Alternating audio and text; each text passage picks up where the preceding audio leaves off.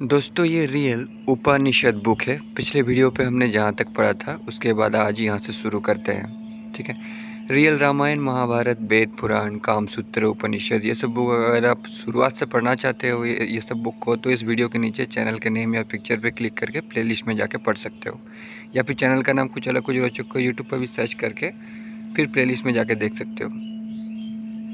तो भगवान शंकर की माया से मोहित देवता, सबसे बड़े देव, संसार के गुरु तथा सभी कारणों के कारण उन महादेव को नहीं जानते। संसार को प्रकाशित करने वाले उन परात्पर पुरुष का रूप दृष्टि से आंखों के सामने नहीं देखा जा सकता है, जिनके कारण ये विश्व प्रकाशित होता है तथा जहाँ विलीन भी हो जाता है वो ब्रह्म परम शांत है।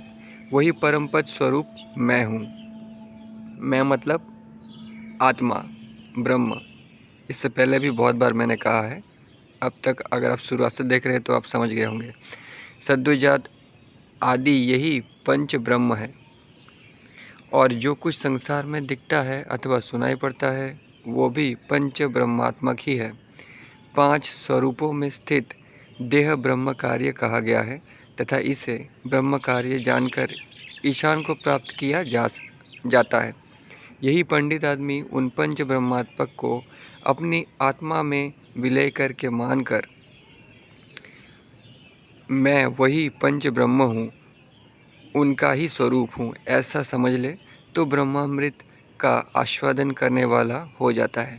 इस प्रकार जो ब्रह्म स्वरूप को पहचानता है वो मुक्त हो जाता है, इसमें संदेह नहीं। 5 अक्षरों से युक्त उस पर ब्रह्म स्वरूप शंभु को समझकर ना है शुरू में तथा यह है अंत में, जिसके ऐसे पंचाक्षर मंत्र नमः शिवाय को जपना चाहिए। यानी आत्मा ब्रह्म को मानकर, समझ गए होंगे। सभी वस्तुओं को पंच ब्रह्मात्मक मानकर सर्वत्र पंच ब्रह्म तत्व को देखना चाहिए। जो मनुष्य भक्ति भाव से, यही चीज़ तो भगवद गीता में कृष्ण भी कहते हैं। आप मेरे भगवद गीता के वीडियोस भी पढ़ सकते हैं और अष्टावक्र गीता में भी पढ़ सकते हैं, ये दोनों मैंने पढ़ा है वाल्मीकि रामायण में। जो मनुष्य भक्ति भाव से पंच ब्रह्मात्मक विद्या को पढ़ता है वो स्वयं पंच ब्रह्म का स्वरूप बनकर पंच ब्रह्म के सामीप्य को भी प्राप्त करता है। इसे स्वयं महादेव ने गालब महात्मा को कहकर उनके ऊपर कृपा कर आत्मलीन हो गए, जिसके स्वरूप महात्मा को सुनने मात्र से जो वस्तु सुनी भी ना हो ज्ञात हो जाती है।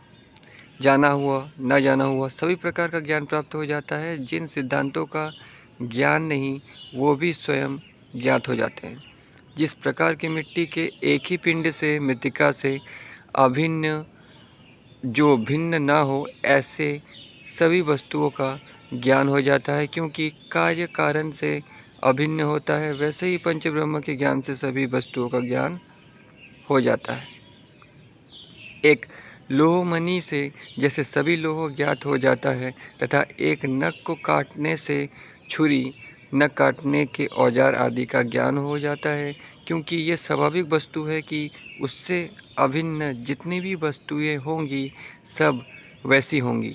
क्योंकि कारण से अभिन्न जो कार्य है वो वस्तुतः कारण रूप होता है। वस्तु को यानी कार्य को तद्रूप उसी का रूप धारण का ही रूप यदि माना जाए तो वो असत्य है। क्योंकि कारण तो एक ही है, सभी कार्य का वो ना तो भिन्न है और ना ही वो उभयात्मक है कि कहीं एक मान लिया जाए और कहीं अनेक। ये जो सभी स्थानों पर भेद की प्रतीति होती है उसका कारण धर्म के निरूपण का अभाव ही है। हर जगह जो सब कुछ डिफरेंट दिखाई देता है, आदमी भी डिफरेंट दिखाई देते हैं कि वो मुझसे भिन्न है, ये सब मेरे जैसा नहीं है। ये सब धर्म के अभाव के कारण धर्म का निरूपण नहीं होता, इसीलिए कहा जा रहा है। इसीलिए कारण तो वस्तुत एक ही है, वो द्वितीय दूसरा भिन्न नहीं है। यानी सब एक है, एक आत्मा है। आत्मा और ब्रह्म के बारे में बात हो रही है यहाँ पे। अतः इस चराचर विश्व का कारण शुद्ध चैतन्य स्वरूप अद्वैत ही है।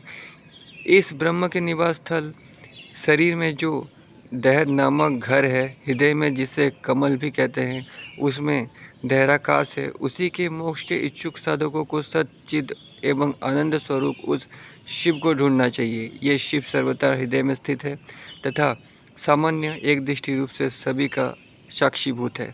इसी कारण हृदय को ही शिव स्वरूप कहकर मान एवं मनुष्यानाकारण बंध मोक्षय आदि कहकर इस हृदय को ही संसार को मोचक यानी छुड़ाने वाला भी कहा गया है। शारीरकोपनिषद यहाँ से शुरू हो रहा है।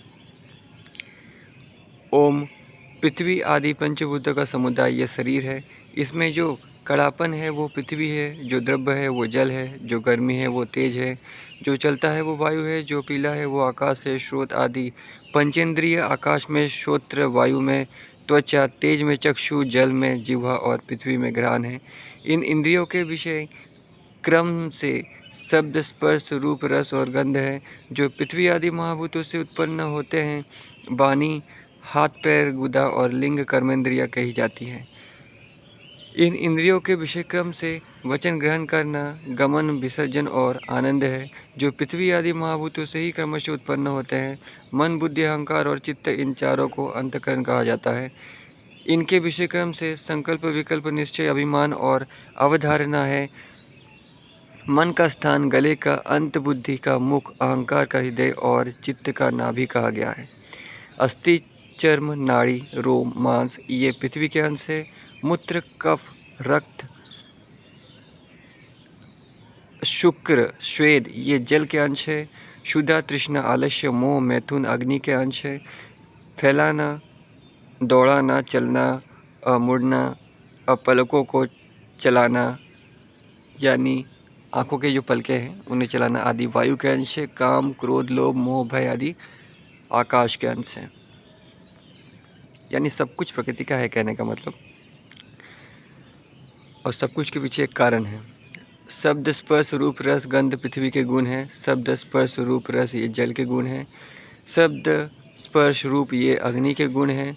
शब्द और स्पर्श वायु के गुण हैं और आकाश का एकमात्र गुण शब्द ही है। सात्विक, राजस और तामस 3 गुण हैं। अहिंसा, सत्य, अस्तेय, ब्रह्मचर्य, अपरिग्रह, अक्रोध, गुरु सेवा, शौच, संतोष, अर्जव, अमानता का भाव, अदम्भ का भाव, आस्तिकता, अहिंसकपन ये सब गुण विशेष रूप से सात्विक स्वभाव वालों के हैं। मैं करता हूँ, मैं भोग करता हूँ, मैं बकता हूँ, इस प्रकार का अभिमान राजस स्वभाव वालों की विशेषता है। तो सत्व का मतलब परमात्मा ईश्वर मानना चाहिए, राजस का मतलब इंसान और तामस का मतलब अशुभ, नेगेटिव, असुर।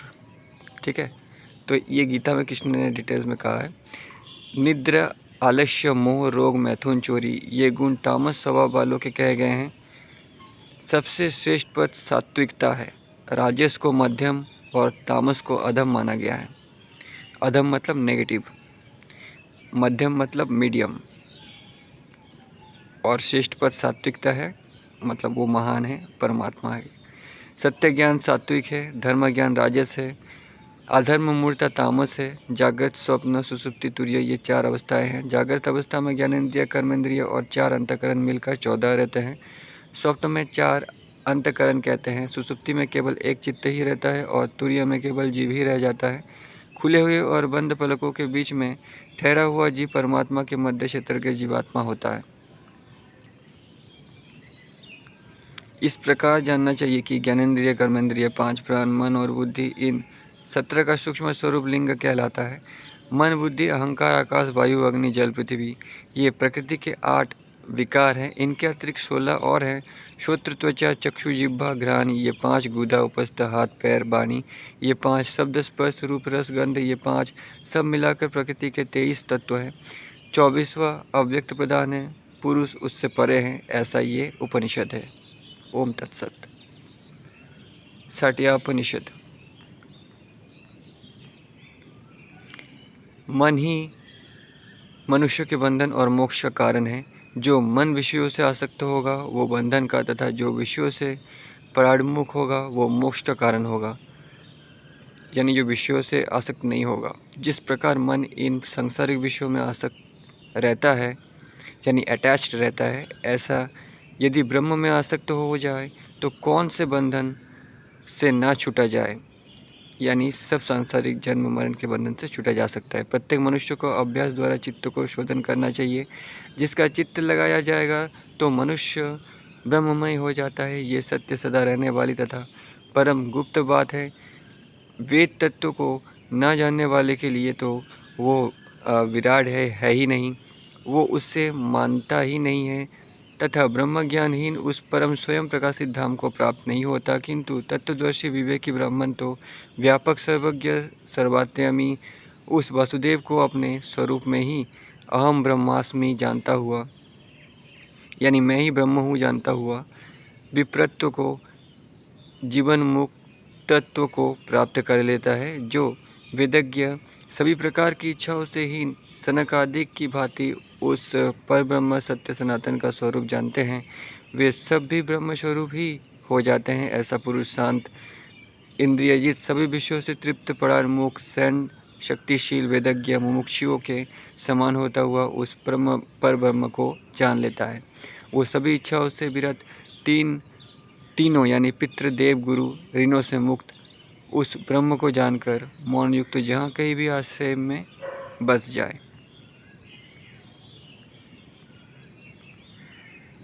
अब अंतिम संन्यास आश्रम में प्रविष्ट होकर यथाबल त्रिदंड आदि पंचमात्र धारण करता हुआ मोक्ष प्राप्त करें।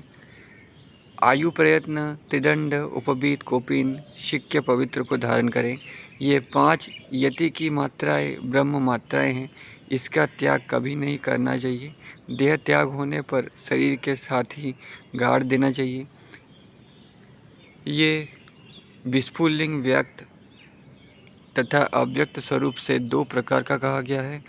इन दोनों में से एक को छोड़ देने पर सन्यासी पतित हो जाता है, इसमें संदेह नहीं। त्रिदंड जो वैष्णव लिंग विष्णु संबंधित चिन्ह समझा जाता है, ये ब्राह्मणों के लिए मुक्तिदायक है।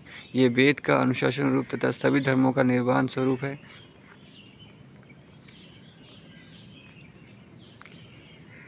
हे सौम्य, सन्यासी कुटीचक बहुदक हंस परमहंस वेद से 4 प्रकार के होते हैं। ये सभी विष्णु के चिन्ह को धारण करने वाले शिखा तथा यज्ञोपवीत वाले ज्ञान सिखिन ज्ञान निष्ठा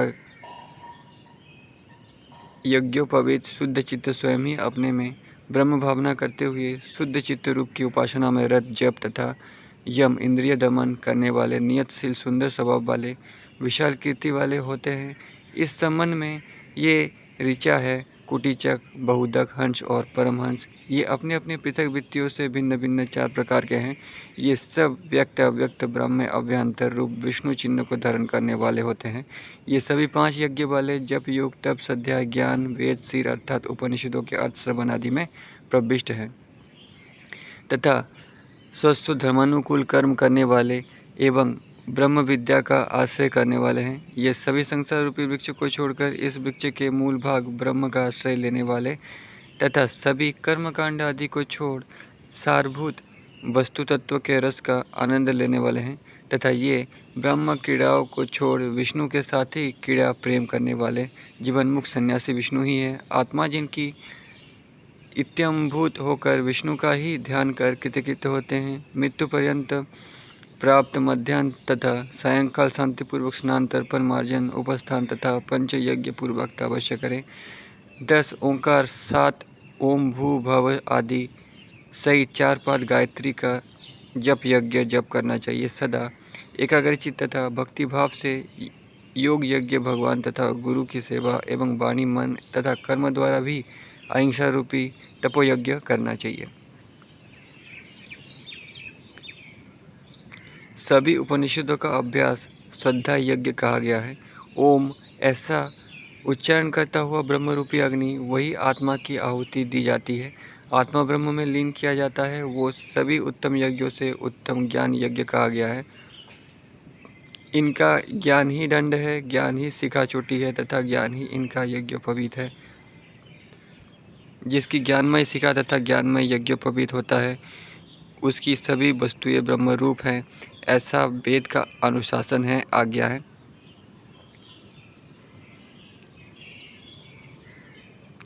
हाँ तो हे प्रिय, ये सन्यासी जैसे जैसे होता है बतला दिए गए हैं।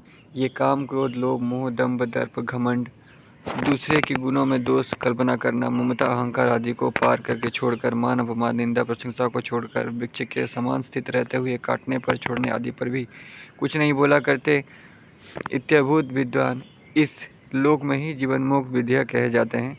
इसके संबंध में ये ऋचा है, ये भाई पुत्र आदि को लालन पालन करके फिर कभी भी उनकी ओर देखते नहीं हैं तथा सुख दुख आदि सहते हुए शांत होकर पूर्व उत्तर दिशा में अपने अपने स्वरूप का अनुसंधान करते हुए विचरण करें। पात्र दंड धारण करता हुआ युग मात्र के दर्शन करने वाले, जटा वाले अथवा मुंडित मस्तक उपवीत ज्ञान युक्त स्वदेह मात्र जिनका कुटुंब है, इस प्रकार विचरण करते हैं तथा मनुष्य से केवल प्राण मात्र के लिए मांग कर अथवा बिना मांगे ही शिक्षा ग्रहण करें। मिट्टी, लकड़ी, तुम्बी, श्रीफल, तंतु ग्रहित अथवा पत्तों से बना पात्र जैसा भी मिल जाए ग्रहण करना चाहिए। चटाई, पेड़ों की छाल अथवा तिनकों से बनी कन्या तथा जो खाई ना हो ऐसा पत्ती से बने ओढ़ती धारण करना चाहिए। हंसों से अन्य को ऋतु संधि के समय खोर कराना चाहिए, किंतु कुटीचक कभी भी शिखा जटा को ना कटाए। जब विश्वरूप पुरुष नारायण शयन करते हैं तब तक 4 मास चौमासा एक ही स्थान पर स्थित चित्त रहे। विष्णु के उठ जाने पर पुनः कर्म करता हुआ वही रह जाए अथवा अन्यत्र आश्रय कर ले, साथ ही निवास किसी देवालय मंदिर में, वृक्ष की जड़ अथवा गुफा में कर ले तथा वहाँ निस्संग एवं सर्वथा अलक्षित जन संसर्ग से दूर होकर बिना लकड़ी की अग्नि के समान शांत चित्त होकर किसी को देखकर भी ना चढ़े, शोभित ना हो यानी गुस्सा ना हो, सब में आत्मबुद्धि कर ले। यदि पुरुष अपनी आत्मा को ब्रह्म रूप जान जाए तो फिर वो क्या चाहता हुआ फिर इच्छा से शरीर पोषण अथवा शोषण करे, अर्थात नहीं करना चाहिए। धैर्यशाली ब्राह्मण उस ब्रह्म को पहचान कर उसी में बुद्धि को एकाग्र करे, अधिक शब्दांबर में ना पड़े, क्योंकि यह सब वाणी मात्र के विज्ञापन व्यर्थ की भक्षक है। वैराग्य युक्त होकर ही स्थिर रहने की इच्छा करनी चाहिए। ब्रह्म के अलावा अन्य कुछ नहीं है, ऐसा निश्चय कर ब्रह्म को पहचान वैराग्य को भली भांति समझकर आत्मराम होकर आत्ममात्रतया शेष रह जाए, सर्वत्र आत्मदर्शन करें। जब इसके हृदय में रहने वाली सभी वासनाएं शांत हो जाती है तो वो मरण धर्म होता हुआ भी मृत्युहीन होकर ब्रह्मानंद का आस्वादन करता है। जो सन्यासी है प्रिय, इस नैष्टिक अपने सन्यासियों के धर्म को छोड़ता है, वो पुरुष तत्वनाशक, ब्रह्मघाती, गर्भपातकी तथा महापातकी के समान होता है। जो इस वैष्णवी निष्ठा को छोड़ता है वो चोर होता है, वो गुरु तल्पगामी, मित्रद्रोही, कृतज्ञ हो जाता है तथा सभी लोगों से भ्रष्ट होकर अधोगति को प्राप्त होता है। इसके संबंध में ये ऋचाएँ हैं। चोर, शराबी, गुरुपत्नीगामी, मित्रद्रोही ये प्रायश्चित्त से शुद्धि को प्राप्त कर लेते हैं, किंतु व्यक्ताव्यक्त स्वरूप विष्णु लिंग को छोड़ने पर सन्यासी कैसे भी शुद्ध नहीं हो सकता। अभ्यंतर का बाह्य विष्णु लिंग को छोड़कर जो अपने आश्रम में रहता है अथवा आश्रम का भी परित्याग कर दे, वो अनुक्षण विपत्तियों से घिरा रहता है। ऐसे ही अच्छी गति अंतकाल तक भी देखने में नहीं आई। सभी आश्रमों का परित्याग कर धैर्यशील पुरुष मोक्ष आश्रम में चिरकाल तक निवास करे। यदि मोक्ष आश्रम में से भी भ्रष्ट हो जाए तो उसका कहीं ठौर नहीं है। जो संन्यास ग्रहण कर अपने धर्म में स्थित नहीं रहता, वेद की आज्ञा है कि ऐसे को पातकी आरूढ़च्युत समझना चाहिए, क्योंकि वो संन्यास में आकर भी च्युत हो चुका है। हे प्रिय, जो इस सनातन आत्मधर्म विष्णु संबंधी निष्ठा को प्राप्त कर उसको दूषित न करता हुआ स्थित रहता है, वो इंद्रजीत, विशाल कीर्ति, लोक तत्वज्ञाता, वेदांत का पंडित, ब्रह्मवेत्ता, सर्वज्ञ, स्वयं प्रकाश होता है तथा पर ब्रह्म को प्राप्त करता है। वो अपने पितरों, संबंधियों, बंधुजों, मित्र तथा सभी प्रेमी संबंधियों को संसार से तार देता है। जिस कुल का विद्वान संन्यास ग्रहण करता है, उसके उस सन्यासी से पूर्व 100 तथा बाद के 300 कुल कृतार्थ हो जाया करते हैं। सन्यासी 30 अपर और 30 अपरों से भी अपर वंशजों को उतार देता है। ये मिश्रित वेदांत है। प्राणों के मृत्युकाल में होने पर भी जो ऐसा कह दे कि मैंने संन्यास ले लिया, उसने पितरों को उतार लिया है, इस प्रकार की वेदाज्ञा है।